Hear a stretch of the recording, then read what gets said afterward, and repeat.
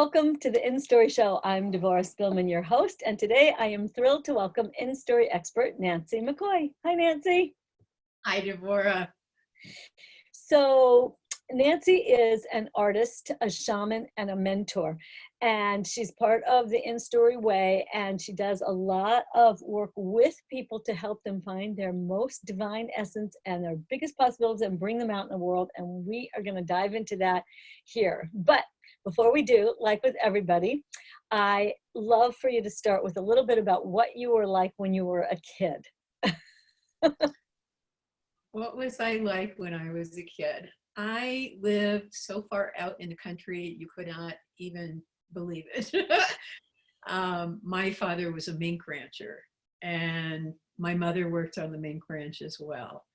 And so because of that, we had to live a long ways away from people.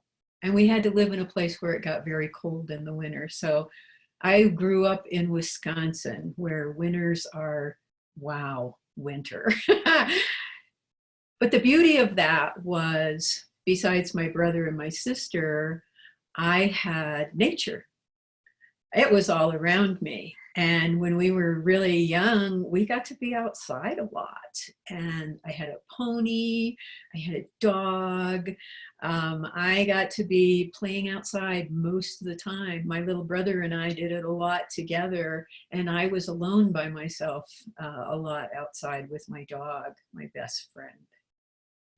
So, okay, so tell us a little bit about this kind of crazy flooding the house turning point story. Because these childhood stories really affect us more than we realize.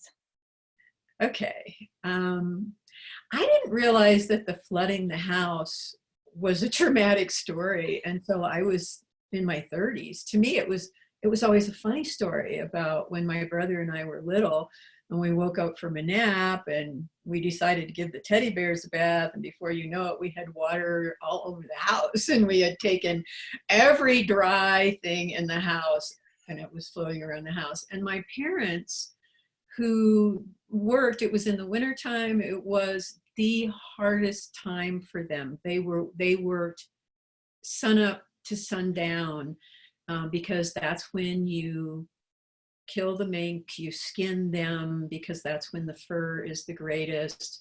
And that was the busiest time because they took them to market around Christmas time. And so they were working and they came in the house and all this, and my mother absolutely lost it. She was exhausted. And my little brother and I paid dearly for that time. But really, we always talked about it as a funny story, but it wasn't. It wasn't. It was the thing that really changed my life, kind of shut me down as to who I really was. I didn't think I had logic from that point on for a long time. I didn't think I could make a choice. I didn't think I could make a decision. I didn't think I could look at things and weigh them and know one way or another. And I was only 5 when it happened. Right. I mean, it's amazing. That's why I so often ask people to share their stories, because it's kind of amazing, both how naturally amazing and free we kind of start out and how we get shut down. So keep going. What did you do once you left home? Well, when I left home, I was 17. I just had turned 18 years old. And I left home. Within a year, I was married and I was having babies. I had 2 children by the time I was 21 years old. I was divorced at 24. I was a single mother at 24 years old. Didn't go to college. My parents were, neither one of them, I don't think, ever graduated from high school. My father was self-educated. He read the Encyclopedia Britannica front to back. And my mother was a child of Polish immigrants, and so she couldn't speak English when she went to school. So no one pushed me to go to college, even though I think I probably could have gotten scholarship and things like that. But when I got sick, my life really changed. I got hepatitis a couple of years later from a boyfriend who had it and didn't tell me. that he had it. And so I was given a choice. I could either stay in the hospital for a month, which I had no insurance. How could I do that? Or I could stay home and take really good care of myself. So I had to send my kids away. And my parents brought groceries and left them on the porch because at that time they didn't know that there were different kinds of hepatitis. The kind I had was hepatitis B, serum hepatitis, that my boyfriend had gotten before I ever met him from doing drugs with needles. Thing I did not have any clue about. I was so naive. I was such a naive young woman. So spending 30 days alone really caused my mind to kind of burrow in on itself. And I was kind of terrified of everything.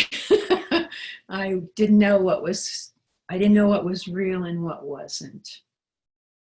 And I read the Bible at that time because I was afraid to do anything else. And I was in great need of help. And there was no one there to help me. There was no one. I wasn't in contact with anyone. Wow. So, excuse me. So one night after I'd been alone for actually almost 2 months, Wow. because I wasn't feeling any better, I was up all night and I guess you could call it screaming for help inside. And I guess you could call it prayer outside. I was asking please help me, please help me. And that was when I realized that there was something beyond what we can see and feel and touch. Because first I opened the window and the drapes were billowing and it was the middle of the night. It was probably 2, 3 o'clock in the morning because I didn't know the difference between day and night at that time. And I had a presence come and join me. And I pulled out my drawing tools because I'd always drawn my whole life. And what I drew was Jesus Christ, or what I thought of as Jesus Christ. But he didn't have eyes. What he had was, they were like plus signs. They were not the cross. They were like plus signs, which I learned later was the 4 directions in Native American spirituality. So Jesus Christ came just for me to know that I was not alone. The second presence that entered was my grandmother, who had died when I was 8 years old, and I didn't really know her, but I knew it was her. And we wrote and we drew together. I drew mandalas trying to find my way out of this place that I was in that was physical, it was emotional, it was mental, and it was spiritual crisis. I was in crisis. And my grandmother was there and she helped me get out of it. She helped me find my way out. And I drew and I wrote my way out of it. And the next morning, I knew what I had to do. I called my ex-husband and I said, send the kids home. And I put my house up for sale and I went to live with my uncle in West Virginia, and I went to college. And I took drawing classes, and I started my art at that point. And so where did that lead you? Well, it led me to actually when I was in West Virginia with my uncle, and I can tell you that the mountains of West Virginia are beautiful. The people of West Virginia are not the people of Colorado, which is where I grew up. They are not the people from Colorado. And all I could think of, Devorah, was I had to get back to Colorado. My uncle actually wanted to put me through art school. He knew that I had talent. and he wanted to put me through art school, but all I could think about was getting back to Colorado. So my kids and I came back to Colorado, and I found the most beautiful place in the state. And I've kind of been here ever since. I've lived for a while in Grand Junction, Colorado, but I live in Crested Butte, Colorado. And it is probably the most beautiful place in this state. And so I was a single mother, and I worked 2 jobs. And I had 2 children who also never had anyone take care of them. They were 7 and 8 years old when we moved to Crested Butte, but everybody in the apartment building knew my kids. My kids could knock on anyone's door. They could call me on the phone, but I worked all the time. Work was the easy part, but I was still on a quest to understand what had happened to me and how to make sense out of what I can't see and touch. I was not blessed being able to see angels all the time and things like that. But I knew that there was a life beyond this physical reality. And I was determined to find spirit. I was determined.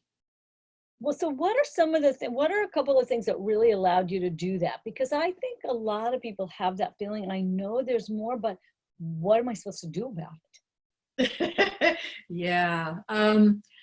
Well, I guess that was really stressful for me. That was really stressful for me, working and still not understanding, but knowing, and that sort of thing. In the 80s, I lived in Grand Junction, and I learned a ton of healing modalities. One of the first things I learned was transcendental meditation. What that allowed me to do, Devorah, was transcendental meditation is designed to release stress. So twice a day, I was letting my stress go, which helped me to see more clearly. I was able to think more clearly. I was able to be a better mother. I was able to be clearer on what life was. So then I started learning healing modalities, things like educational kinesiology. I did rebirthing. I learned dowsing. I learned all these different things, but every one of them helped me heal inside. Just a little bit more, a little bit more, a little bit more. And my kids graduated from high school, and I'm like, what is it that I want to do now? So I went to the University of Colorado, and I took painting classes. Yay! So my art was coming forth at that point a little bit. And in 1989, just before I went to go to art school, I went to Jamie Sam's Native American Spiritual Healing Workshop, where I got my medicine name, which became a calling. And so now I had a basis for understanding. I had some frame of reference to who I really was, why nature was so important. That's what Native American spirituality is all about. We are all one. We are all divine. We are all part of this earth, this living being, and great spirit, the universe, oneness, God works through us. And that became how I understood life. That was what happened. And in 1999, I went to Egypt with an author, Greg Braden, who is also a scientist. And I adore Greg because he takes science and he melds it with ancient spiritual knowledge. And what I've learned is that all spiritual practices have value. All of them do. And that you can be Christian, or you can be Jewish, or you can be Muslim, or you can be Sikh, or Buddhist. Buddhism is not really a religion. And you can understand that spirit moves in our lives. Every day, spirit moves in our lives. And so that was of great value. So when I went to Egypt, I saw things and I learned that I really was a healer. I was told by a being that I saw with my own two eyes and who wasn't really there. She disappeared immediately. Told me that I was a healer. But it was because I was resisting that idea, and I was in Egypt, and oh my God, magical things happen in Egypt. So yeah, and that was when I really started knowing that there was magic, and that magic is the ability to change ourselves in a very rapid and real way. And magic happens all the time for me now. So then in the 2000s, right after that happened, I studied shamanism. And I've been on that path along with all my other, I'm just a seeker. I'm a spiritual adventurer. That's what I call myself now. And I was with somebody then. I worked, I still worked, I did everything that I did, but my spiritual life was the most important thing to me. So this would be a really good time, I think, for you to give us a little taste of I know you have a big process that you're going to give everybody, a super cool thing, but there's a little process that I would love for you to lead us through, just to get a little bit of a taste of what all of this has given to you. You know, I know it's so much your passion to help everybody get to really trust this higher wisdom, this higher guidance, this divine connection, this oneness we all have. So are you game to lead us through yes, process? I just want everybody to know that this is not mine. This is not something I created. This is something that I believe very strongly in. It came through a spirit called Sri Yukteswar, who was the teacher of Yogananda, to a gentleman named Drunvalo Melchizedek, who does the Flower of Life sacred geometry kind of work. But what it will do is help you understand who we really are. So just everybody close your eyes and just breathe.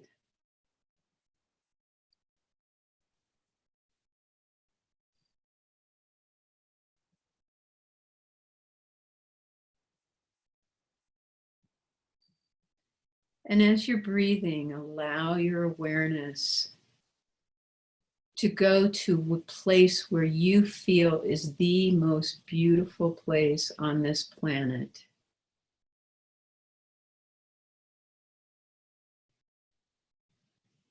Where on Mother Earth is the most beautiful place for you?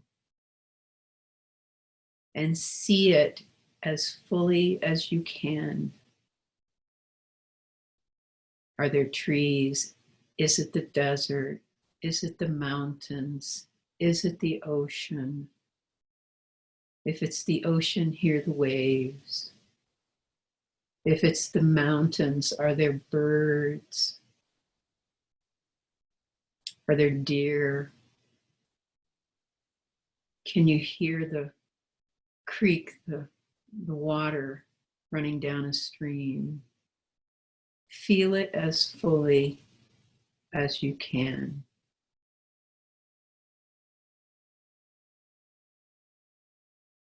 Know that you love that place on Mother Earth. So feel the love. Feel the love that you feel every time you go there, every time you think of it. Keep building that love inside. Your love for Mother Earth.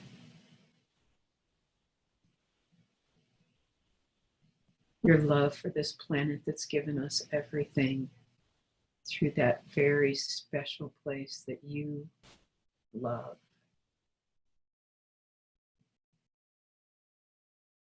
Feel that love building in your heart.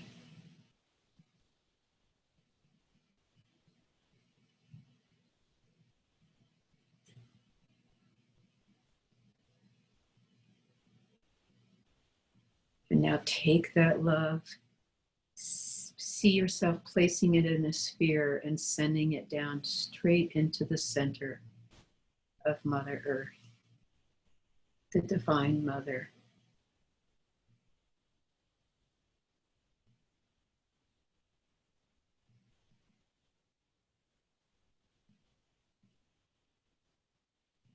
And holding on to that feeling of love of the Mother.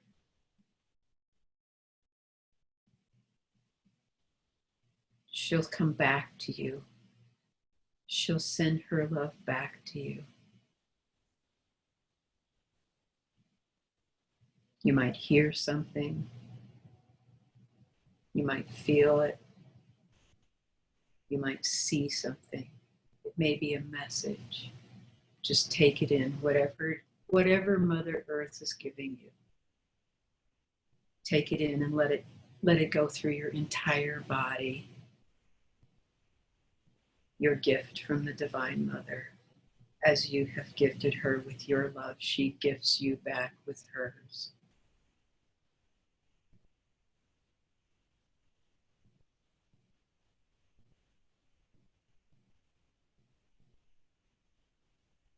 Feel it all around you and within you.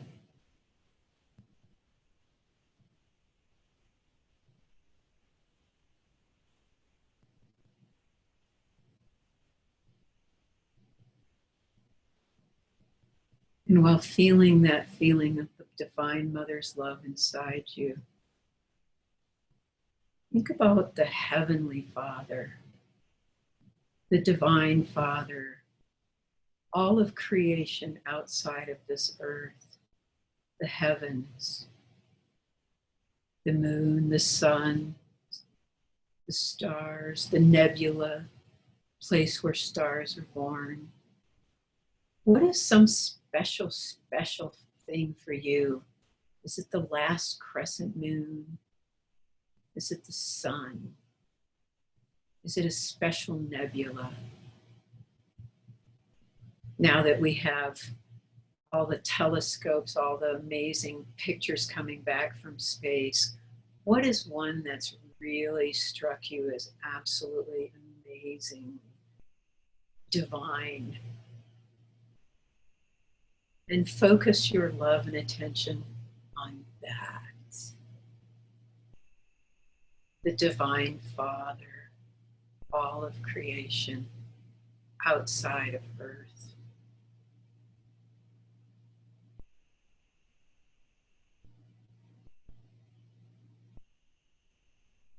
And let your love build.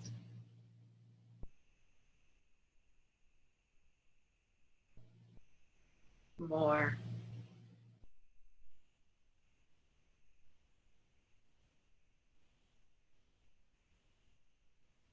And when you're ready, you can put that love in a sphere and send it out to the Divine Father, creation,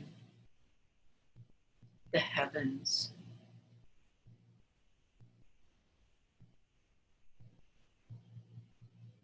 And wait until it comes back. The love of the Divine Father coming back to you. Again, it could be a vision, could be words, whatever it is. Accept it into your being.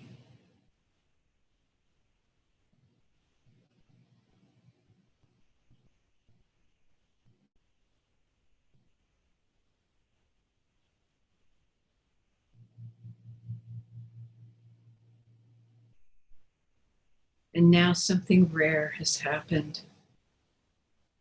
The connection of Divine Mother and Divine Father in your heart. You, the Divine Child, the Divine Trinity is alive. And now you know that this is where you can know God. So just feel that you are alive with your divine mother and your divine father as the divine child.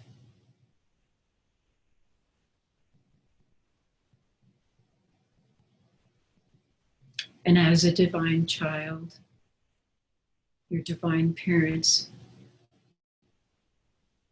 would want you to have anything. And what is it that you want?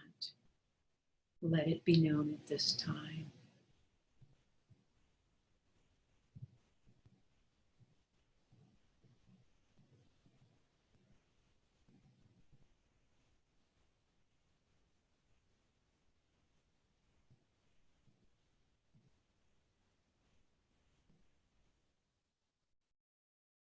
And when you're ready, you can open your eyes. It's always one of the challenging parts of having someone you interview lead you through a deep, expansive, guided process. You have to come back and finish your interview. Right, right, right. Yeah. And you can do this anytime you want. They call it the unity breath. This is the unity breath. It is not mine, but it is a way that all of us can know that we are part of the divinity of life. So it feels so healing just right? Oh my gosh, to just feel that love in such a simple yet profound way, because like this just is what our reality is. We have this earth, we have these heavens, we have this body. Like it just made me feel so, oh, it's like this feeling of being loved and illuminated at the same time. Right? I know. It's such a beautiful little process. It was introduced to me by my shaman. Yeah. Yeah. So beautiful. So, I always encourage people, we would love for you to share your experience from this process, whatever part feels, safe or comfortable to share in the Facebook group. Because, a lot of my mission with this is for us to come out of hiding, is to dare to be seen. And part of what we want to show is this true part of us, this beautiful, loving, shiny, real part, the part we had to shut down. That part that was before the shutdown, it's like I always say, you get to have it back. And, it's a big part of InStory. And I know, Nancy, you can talk, if you want, a little bit about just this passion to share how InStory's helped you share more of this, because we want people to trust that deep inner calling of your souls, because the world needs to hear about it. Yeah, I guess for me, first of all, this process is one that I believe everyone, if you're afraid to ask, if you're afraid that you're good enough to ask, just become the divine child for a few minutes and you understand your worthiness. So moving on to InStory, I joined InStory because I want to write. I want to tell some of my stories. But what I found when I joined InStory was that the real reason I was there was, I don't know if it's if you could call it so much a companionship. It's a connection. It's a really innocent and loving connection to other women who are all on different points of their journey of trying to be their best selves. So I'm not in a position where I'm teaching or I'm healing. I can just be my not so perfect self. And the people of InStory are very supportive and kind, and I'm connected to them in a way that I haven't been for a very long time, because I've walked this journey really alone, even though I had a partner until a year and a half ago. And he was a great partner in that he let me love him just the way he was. And being able to give your love is really a gift for me. And so, but he wasn't involved in my quest for myself. Mhm. And all the people who are in InStory are at different places in that journey themselves. And we get to support each other in just crazy, funny ways with our wacky leader, Devorah. And I get to be my wacky self sometimes too, because yeah, I get so excited sometimes I can't stand myself. So yeah, thanks, Devorah. My pleasure. Yes, I know it's true. I tell everybody I'm deep and a little wacky and proud of it. So, and that's part of my vision, is that we let that creative, deep and a little wacky means spiritual and creative in regular language. It's like we let that part out. Um, and Nancy, it's important to say that your partner passed away. That being in that widowed state of being is really another one of those very hard turning points, because didn't a lot of what you do, an aspect of what you do began after that, right? Yeah. Well, I started shaman school in 2003. And I have been on this path. I have been doing personal healings for people since then, along with running a business. We had a business, we were building a house, we had horses, we had cats, we had a whole life, but I was doing this as well because it's something that I have to do. My spirit requires it of me. When my husband died about a year and, I don't know, 8 months ago, after a 2-year illness, while there was grief, I realized that I did a lot of my grieving while he was ill. I knew he was leaving. There was no doubt that he was leaving. So I did a lot of my grieving then. So 10 days after he passed, I was in Peru with my teacher from shaman school doing sacred plant medicines, ayahuasca. And I have been traveling a lot ever since. And my husband doesn't come to me in spirit, but he comes to other people in dreams or in spirit, and people will call me up and say, "Hi, Mike came and talked to me last night, and this is what he wanted me to tell you." So it's really beautiful. And he knows that I would probably discount it. I would say, "Oh, that wasn't really what happened." But when other people tell you these things, it's kind of hard not to. And he's happy, and he's happy that I'm happy. And so while the grief sometimes comes, it's not a hurt, it's not a pain. And I believe that I always say that he had two gifts for me: sharing his life with me and his death. Because now I am free, I'm retired,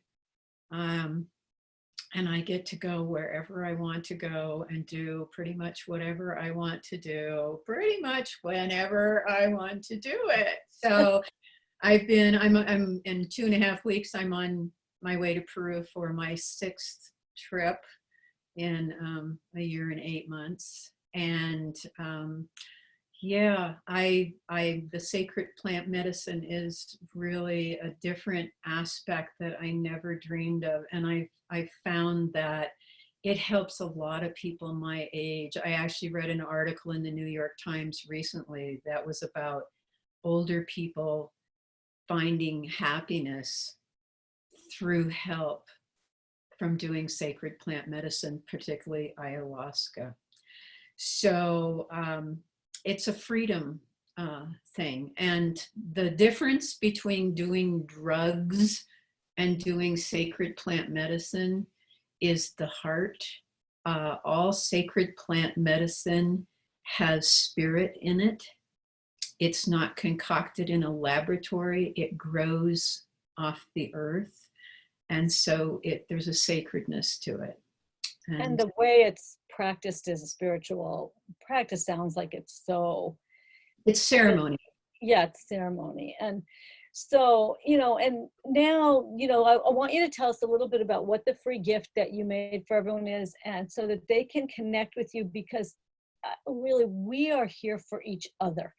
And anybody who, when you resonate with someone, you will have the opportunity to reach out. And that's true for Nancy too, because she really does do healings and mentorings and all kinds of coolness. So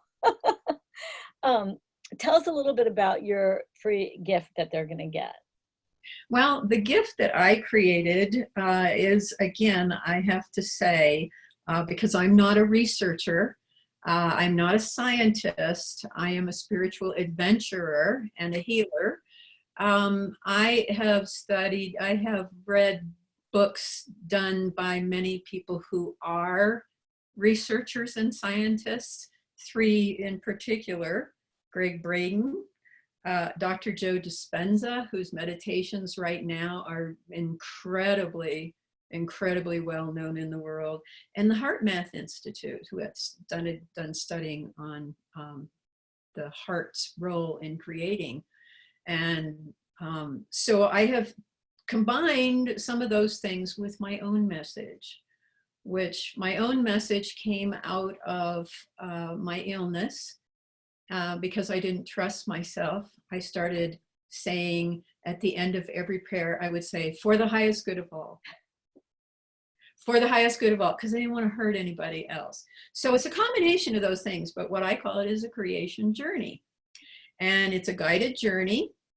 And I use the rattle, which is one of the shaman's many tools. But the vibration of the use of the rattle has a way of taking you into a different place and making change. So you get to create something, and it's an audio, and it's something that you can come back and do again and again.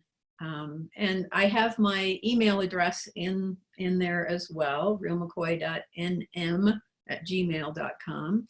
I don't have a website. It's kind of beyond me at this point. You just don't have it yet, but that's fine, because you don't need a website for people to be able to do this deep work. And No. If somebody is moved and wants to be mentored by you or receive a healing by you, they can just email you. Yeah. And you'll use that old-fashioned method of like, hi, it's me, can we connect? Works. Yeah. Yeah, and shamanism is based on a number of things. One of them is that our intention is the most important thing. And so my intention is that people can feel the change that they've undergone after they do this journey one time, and that they will use it again and again and again. So that's my intention for people. Yeah. Is they'll find that they do have the ability to become greater than they've ever been. Because that's what we're here for. We're here to live magic. We are capable beings. We are capable. And we've all been invited. We were invited. We were born. That's our invitation. 100%. And that is so perfect, because that is my whole intention with this whole series that is called It's Finally Your Turn, Dare to Be Seen, and How to Come Out of Hiding. So please click the link, get Nancy's free gift, do the process, and then reach out to her and let her know what happened, especially if you have any questions about it. Just ask. Really, don't hide. Don't stay alone in that place of not knowing, okay? Because we've all been there, and we have all learned we don't have to do this alone. So as we wrap up, Nancy, maybe leave us with the last few inspirational thoughts before we sign off. Wow. All I can say is that I have found through my journeying inside and out that we are God on this planet. We are all part of God. That means God lives in every one of us, and that we we have been given the most beautiful place to live. Our earth deserves every bit of our love that we have. And I just invite you to become more than you thought you could be. And you do that by just taking a little step and then taking another one. And if that one doesn't feel right, you can turn and you can go in a different direction. But keep taking little steps until they become giant leaps and you realize who you really are. Oh, that's beautiful. I think you should make that on an art poster, okay? So seriously, you know, that would be just so beautiful. You'll hear it in the interview and you can write down your quote. I had a client once, she would always write down what I said because I wouldn't remember. And like, this is your quote, Devorah. So Nancy, that is so profound and simple and heart moving and heartwarming. So yeah, I think that you should make it an art project of it. Everybody, thank you so much for listening, for being brave, for joining us, for coming out of hiding. Get Nancy's free gift. Share what you get in what's happening with you in our Facebook group. Nancy, thank you for all that you do. And everybody, as I always say in farewell, remember to go out in the world, share your story, live your purpose, and be a blessing. Bye, folks.